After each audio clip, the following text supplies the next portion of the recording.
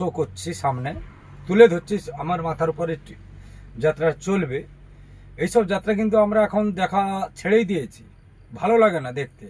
কেন, মোবাইলে সব নাচের ভিডিও দেখি, তো তার জন্য আমরা যাত্রা দেখতে পছন্দ করি না। কিন্তু এই যে একটা যাত্রা আমি তুলে ধরেছি মাথার উপর, দেখুন এই যাত্রাটা বাস্তব জীবনে, সমস্ত জীবনের মধ্যে এই যে কথাগুলো জড়িয়ে আছে।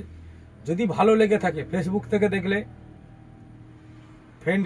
ফ্রেন্ড হয়ে যাও, ইউটিউব থেকে দেখলে সাবস্ক্রাইব করে পাশে থাকবেন এবং সহযোগিতার হাত বাড়িয়ে দেবেন। চলো ভিডিওটা শুরু করা যাক। উপরের ভিডিওটা যে শুনবেন, পুরোটা ভিডিও শুনবেন, ভালো লাগলে কমেন্ট করবেন, লাইক করবেন, শেয়ার করবেন, না হলে না করবেন। পুরো ভিডিওটা দেখে যাবেন, এইটাই অনুরোধ থাকলো। তোর জীবনের কাল কি জানিস? এই মদ আর এই সিগারেট। ওরে বোন, মদ ছাড়া মানুষ বাঁচতে পারে, তবু যে মদ বানায় সে হচ্ছে কোটিপতি। এই সিগারেট ছাড়া মানুষ বাঁচতে পারে, তবু যে সিগারেট বানায় সে কোটিপতি।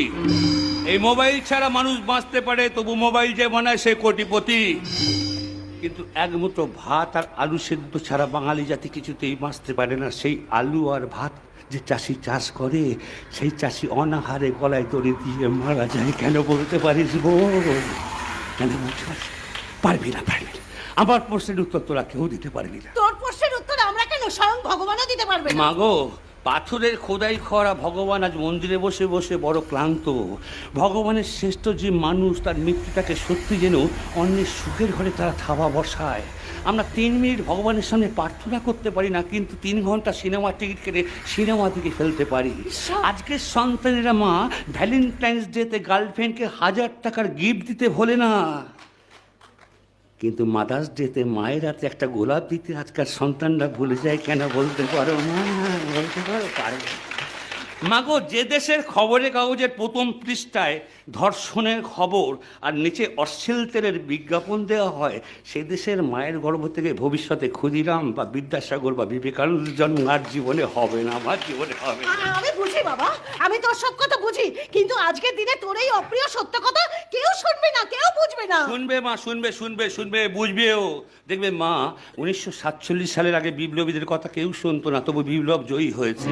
আচ্ছা বোন, তুই ভেবে দেখ, রবীন্দ্রনাথ ঠাকুর তো স্কুল পালিয়েছিল, নজরুল তো বেশি দূর পড়াশোনা করতেই পারলো না, আর লালন ফকির জানতোই না স্কুলটা কি, খায় না মাথায় দেয়। তবু আজকের দিনে ছাত্রছাত্রীরা এদেরকে নিয়ে গবেষণা করে ওই চাকরি দেবার পরীক্ষা দিতে যাচ্ছে, গিয়ে দেখছে কি সালা টেট পরীক্ষার প্রশ্নপত্রই চুরি হয়ে যাচ্ছে, পরীক্ষা সালা তাদের আর দেওয়া হচ্ছে না বাবা।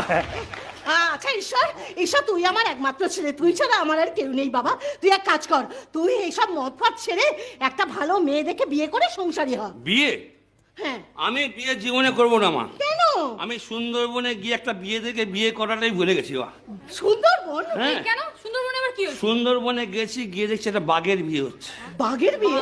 হ্যাঁ, বাঘের বিয়ে।